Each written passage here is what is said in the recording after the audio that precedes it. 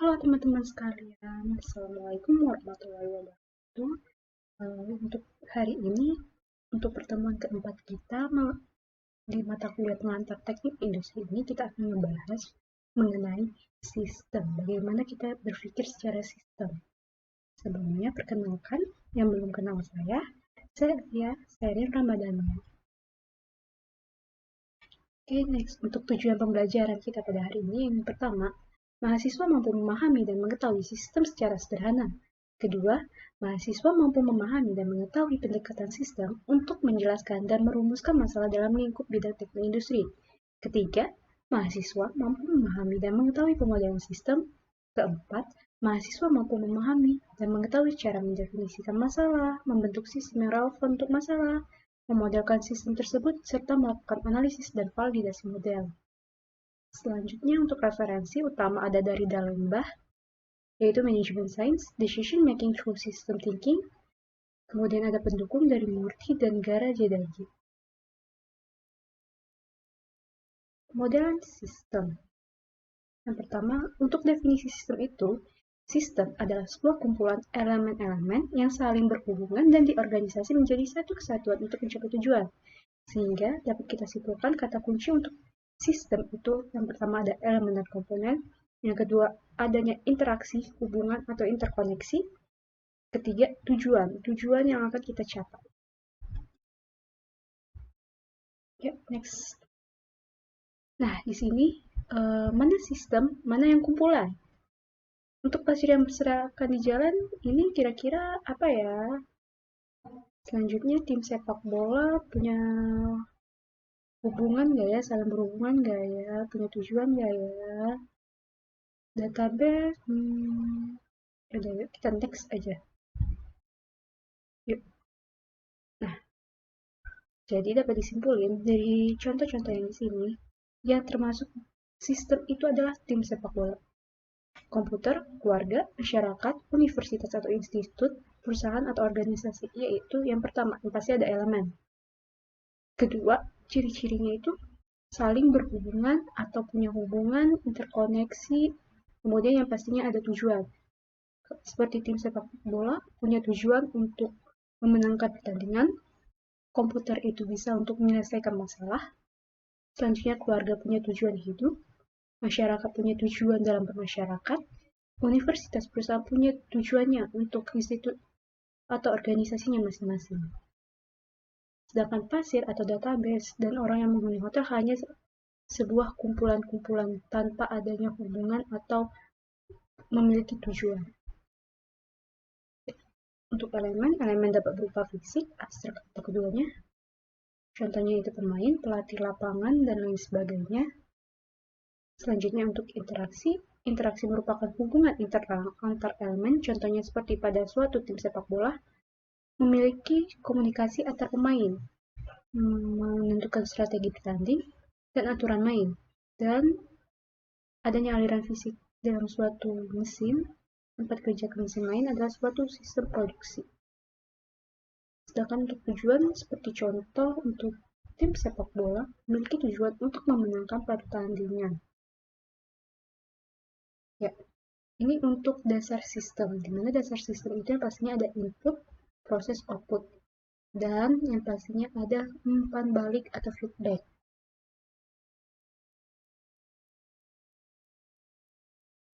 Next. Nah, untuk adanya simulasi sistem inner-outer, di mana inner itu adalah sistem yang bekerja, dan sistem yang bekerja itu memiliki suatu batasan, yang mana batasan tersebut memisahkan sistem dan lingkungannya. Dan lingkungan itu outernya. Ini contoh dari hubungan antar elemen. Nah, ada sistem terbuka dan sistem tertutup. Sistem dikelilingi oleh lingkungan sistem. Sistem tertutup jika tidak berinteraksi dengan lingkungannya. Dan kebalikan untuk sistem terbuka melakukan pertukaran informasi secara dinamik dengan lingkungannya dalam bentuk umpan balik atau feedback yang sudah dilihat pada gambar sebelumnya. Ada emergent properties, di mana emergent properties ini menunjukkan sifat yang khas untuk seluruh sistem. yang tidak dimiliki oleh individunya. Contoh, hidrogen dan oksigen adalah elemen dari suatu sistem yang disebut air. Namun, sifat air dapat memadamkan api, yang tidak dimiliki oleh sifat dari hidrogen dan oksigen. Untuk klasifikasi sistem ada sistem alam, sistem fisik yang dirancang-rancang oleh mesin atau peralatan, sistem abstrak seperti perangkat lunak atau sistem informasi, dan ada sistem aktivitas manusia, yaitu kegiatan manusia yang terorganisasi untuk mencapai suatu tujuan. Lalu ada dasar sistem thinking, di mana dasar sistem thinking ini ada dari Zhang, Richmond, Frank, dan Gara Jedaki. Selanjutnya, untuk berpikir sistem itu sendiri merupakan suatu disiplin untuk memandang secara keseluruhan whole, yang dimana dapat kita lihat bahwa berpikir secara sistem itu pun juga biasa kita sebut dengan berpikir secara holistik, global, top-down, kritis, berpikir untuk optimisasi global, berpikir integratif, dan dialog integratif antar disiplin atau interdisipliner. Nah, untuk berpikir sistem itu adalah suatu disiplin untuk memandang secara keseluruhan, berpikir sistem suatu kerangka kerja untuk memperhatikan interaksi antar elemen, yaitu ciri khas dari interaksi tersebut yaitu emergent properties. Selanjutnya ada berpikir sistem memperhatikan pola atau perilaku, yang dimana ini merupakan bersifat jangka panjang. Perspektif berpikir sistem memperlakukan masalah sebagai bagian dari an overall system, seluruh sistem, yang dimana disebut sistem terbuka. Selanjutnya keputusan penting dalam sistem, yang menentukan keputusan penting tersebut oleh batasannya dan tingkat kerincian atau resolusi atau skala. Dan untuk penentuan batasan sistem yaitu jika batas sistem terlalu ketat, maka akan kehilangan pandangan terhadap komponen penting lainnya dari sistem. Dan jika batas sistem terlalu luas, maka terlalu banyak komponen dan hubungannya sehingga sulit untuk dipahami dan dikelola.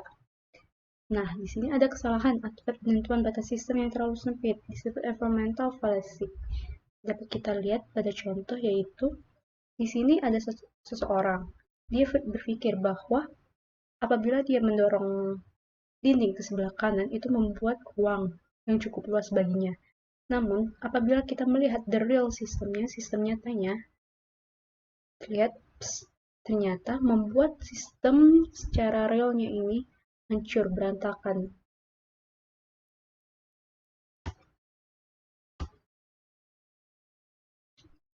Tanpa kita sadari bahwa keputusan kita sendiri dapat merusak sistem yang telah kita bangun.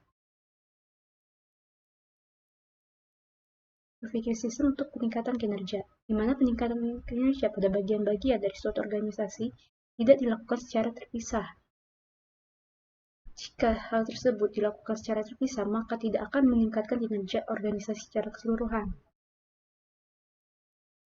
Seperti contoh ada pendekatan parsial dan holistik. Apabila kita parsial hanya melihat dari satu-satunya saja, terpisah tanpa melihat keseluruhan, berbeda dengan holistik. Holistik berpikir secara sistem, yaitu kita melihat sistem secara keseluruhan. Nah, kenapa perlu berpikir sistem? Di mana tujuannya untuk adanya meningkatnya kompleksitas dari pengalaman keputusan, metode tradisional yang berbasis pada model sebab akibat, membutuhkan efisiensi dan efektivitas, hasil yang tidak terduga dan perlawanan dengan intuisinya kita.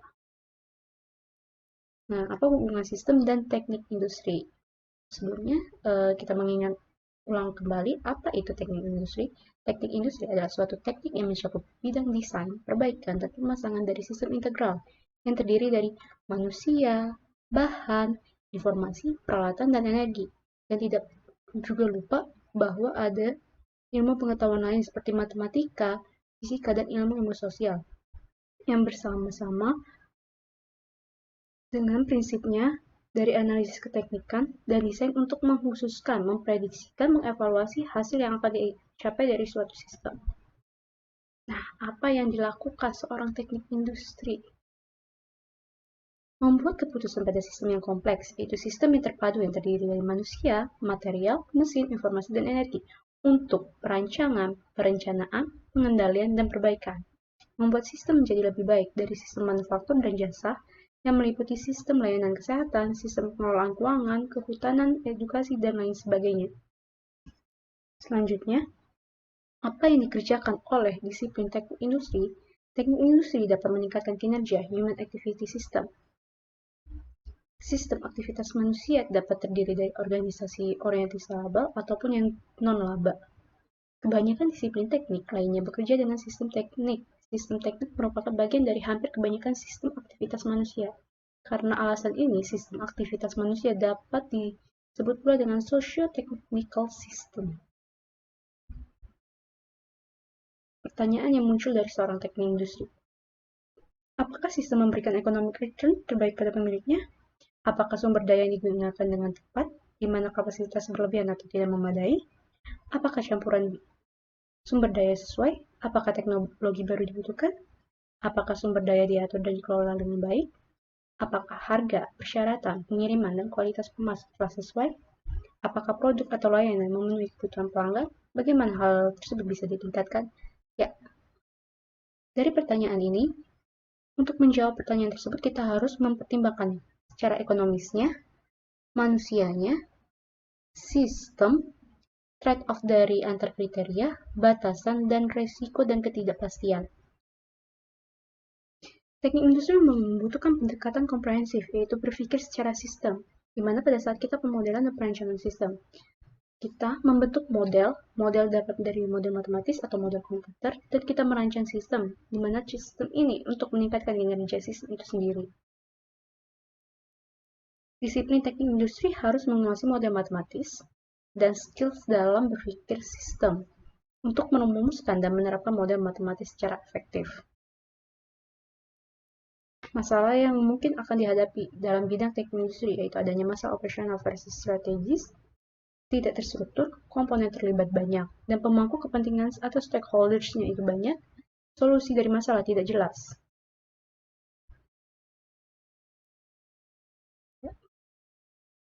Integrasi berpikir sistem ke dalam pendidikan teknik, di mana dunia tempat kita hidup merupakan dunia dari sistem, dan masalah muncul pula berasal dari suatu sistem. Penting bagi seorang sarjana teknik untuk memahami sistem dan memandang dunia dengan lensa sistem, sehingga suatu masalah dapat dilihat dengan cara yang komprehensif atau secara keseluruhan. Kemudian, memandang masalah dengan lensa sistem memungkinkan insinyur memahami elemen dan interaksinya dari perspektif berbeda, seperti rekayasa ekonomi, sosial, dan lingkungan, dan dengan berbeda tingkatan, regional, lokal, ataupun global. Selanjutnya, sangat penting bagi sarjana teknik memiliki kemampuan menerapkan berpikir sistem sebagai suatu metode dalam mencari solusi yang menjamin keberlangsungan untuk permasalahan keteknikan. Di mana menurut ASTM, bahwa Fakultas Teknik harus punya pendekatan sistem, dan menurut Abed sangat merekomendasikan mahasiswa teknik dari disiplin berbeda terlibat dalam multidisipliner. Dan untuk pemodelan sistem secara sederhana, bisa dapat dilihat seperti slide berikut ini. Dan untuk pemodelan sistem ini akan kita bahas di next pertemuan atau next video. Oke?